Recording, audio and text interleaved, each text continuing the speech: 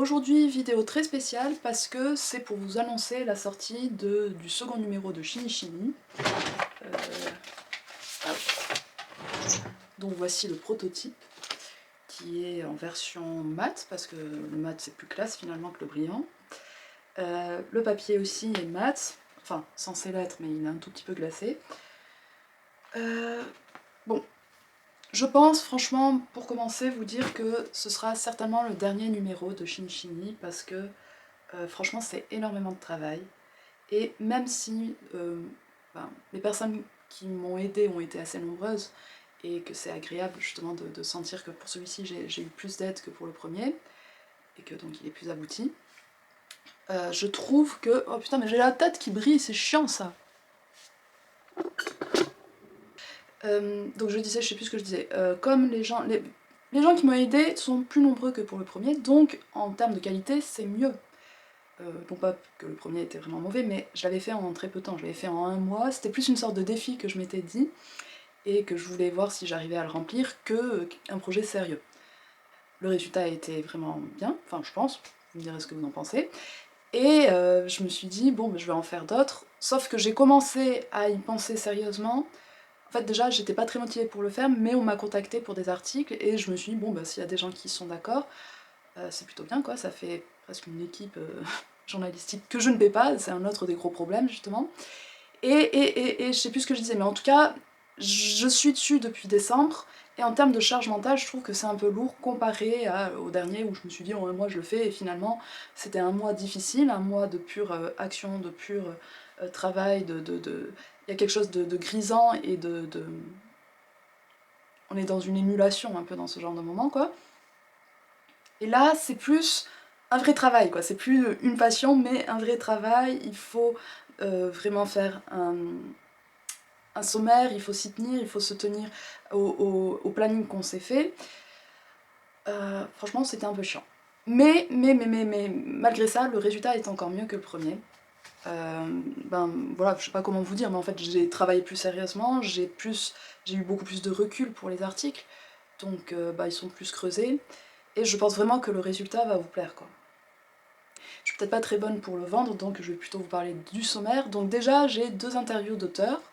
Ça va être Philippe Génada, et vous savez que c'est un des auteurs que j'aime le plus, donc je me suis fait plutôt plaisir, on va dire. Et ensuite Clément Rossi, dont j'avais parlé dans ma vidéo sur les incels. Ensuite, il y a un dossier, la dernière fois j'avais fait un dossier sur la promotion, je crois, et là c'est sur la critique. Donc, je sais pas, je vais vous montrer, c'est plutôt stylé, je trouve. Bon, donc, ouais, sur la critique, où je me suis penchée sur les critiques, sur les différentes figures de la critique française. Ça va de Nolo à Bec BD, je voulais faire Capriélan, mais finalement j'ai fait Elisabeth Philippe parce que c'est un peu blanc bonnet, bonnet blanc. Ensuite, Masque et la plume, comme la personne qui a collaboré a fait sur la grande librairie, ça sera sur le Masque et la plume. Et moi, je vais me poser la question de qu'est-ce qu'une bonne critique en 2024, donc tout un dossier sur la critique. Ensuite, il y aura donc, comme je vous disais, l'interview de Philippe Génada. J'ai lu tous ses livres, en fait j'en avais déjà lu 3, 4, les plus connus et vraiment ceux qui sont centrés sur un fait divers, mais là j'ai lu toute sa veine un peu autofictionnelle en début de carrière, et voilà, donc je pense que c'est une interview assez complète, et en plus, enfin, au début, il s'est un peu moqué de moi parce que mes questions étaient très longues, et il m'a dit « Ah, j'ai bien peur que les réponses soient plus courtes que vos questions », et finalement il a joué le jeu, et il a bien développé ses réponses, donc c'est vraiment très très agréable, quoi. Ensuite, sur l'alcool en littérature, comme celui que j'avais fait sur les chiens en littérature.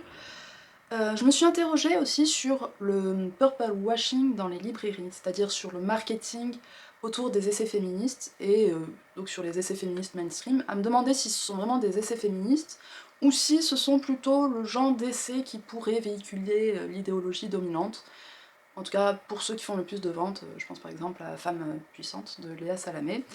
Donc j'en ai lu pas mal, et je pense que c'est un dossier aussi qui est travaillé et qui est sérieux. Bon, après, sur un ton un peu plus léger, ce sera les 10 commandements de l'essai féministe mainstream, où je m'amuse un peu justement de certains automatismes qu'ils peuvent avoir autant dans les couvertures que dans les personnalités choisies. Par exemple, on voit que Gloria Steinem est souvent citée dans ce genre d'essai. Puis sur le féminisme dans la littérature, ou plus précisément sur la littérature post-MeToo. Voilà, est-ce qu'il y a des autrices qui arrivent à se saisir de ce mouvement pour en faire un terreau fertile quoi, en créativité, ou pas. Mais bon, celui-là, c'est le dernier que je dois peaufiner, donc je peux pas vous en parler encore vraiment en détail. On va se pencher sur Beigbeder, Frédéric Beigbeder. Je sais plus dans le premier tome où j'avais fait sur une personnalité, je crois que c'était sur Amélie Nothomb, mais là ce sera sur Frédéric Beigbeder. À un moment, je voulais faire un dossier aussi sur le compte d'auteur en auto-édition, enfin pas en auto-édition, mais vous voyez que le compte d'auteur pour le milieu de l'auto-édition, dans le sens où c'est parfois des gens qui n'osent pas aller vers l'auto-édition, qui se font arnaquer par les maisons à compte d'auteur. Mais finalement, j'ai réfléchi et je me suis dit que est-ce que c'est pas un sujet déjà trop fait? Est-ce que c'est pas déjà le grand ennemi des auteurs auto-édités? Est-ce que on n'en a pas trop entendu sur le sujet, et finalement, qu'est-ce qu'on peut dire? Moi, je veux faire des articles quand même avec des analyses sociétales, politiques aussi, et là, bon, finalement, je sais pas trop quoi dire de plus que ça, que ce sont des arnaques, et ne faites pas signez pas de contrat avec eux. Pareil, en gros, si un éditeur vous appelle dans la journée pour vous dire que votre livre est formidable, il faut se méfier.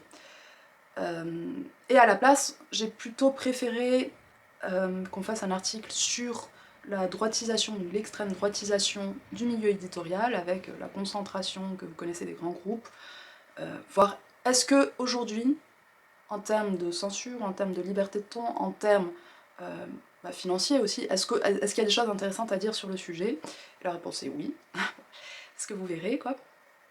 On va aussi voir les thèmes de la rentrée littéraire d'ailleurs qui est plus intéressante que celle de l'an dernier, donc je vous ai fait une petite sélection de livres, justement il y a un Génada, il y a un Emma Baker, il y avait un auteur qui avait soulevé ma curiosité, avec une certaine méfiance tout de même, qui est Abel Quentin, donc voilà, vous verrez, John Majdalani aussi je crois qu'il sort un livre, pas mal d'auteurs que j'aime bien qui en sortent. On m'a gentiment proposé plusieurs articles, que ce soit sur le marché de l'art, sur l'autrice Claire de Duras, à ne pas confondre avec Marguerite Duras, Claire de Duras donc, qui a été effacée un peu par l'histoire. Aussi un article sur la poésie et sur l'importance de la poésie aujourd'hui, quelle est la nécessité de la poésie de nos jours. Voilà, je crois que j'ai à peu près fait le tour, je suis pas sûre, je pense qu'il y en a encore d'autres, mais vous voyez à peu près... Ce sera un numéro finalement moins, j'ai envie de dire moins auto-édition, moins lolesque peut-être aussi, plus sérieux. Je voulais vraiment quelque chose, je voulais vraiment un travail journalistique mais dans le bon sens du terme. Et j'espère que j'y suis arrivée, je pense vraiment que oui. Comme je vous ai dit, physiquement le résultat à mes yeux est plus propre. J'ai passé beaucoup de temps sur la ligne graphique. Je suis pas graphiste mais je pense que c'est vraiment pas mal. Vous voyez là sur le purple washing par exemple, on voit que les couvertures sont vraiment souvent très violettes. Il y a aussi des textes d'auteurs. Vous allez pouvoir découvrir un de mes textes, c'est le début du livre que je suis en train d'écrire. Voilà. Ensuite, je crois que j'ai retravaillé ma vidéo sur Knausgaard pour en faire un article, comme j'avais fait pour Houellebecq. On m'a aussi proposé un travail sur Knut Hamsun. Donc voilà, c'est un magazine qui est plus ancré, je pense, dans son époque que celui de l'an dernier. Et voilà, qui répond à pas mal de questions que je me posais, ou qui irriguent ma chaîne, mais d'une manière un peu plus poussée, quoi. Donc la cagnotte que je mets à votre disposition est de 800 €. L'an dernier, vous avez été 30 à participer, et je pense que le don moyen devait être de 20 €. Pour 5 €, vous aurez la version PDF, ou EPUB, non, je crois que seulement PDF du magazine, et pour 20 €, vous avez la version papier, avec les petits goodies comme l'an dernier. Donc voilà, j'ai besoin à peu près de 30 personnes. Je pense que je vais aussi vous contacter par mail, ceux qui ont déjà participé.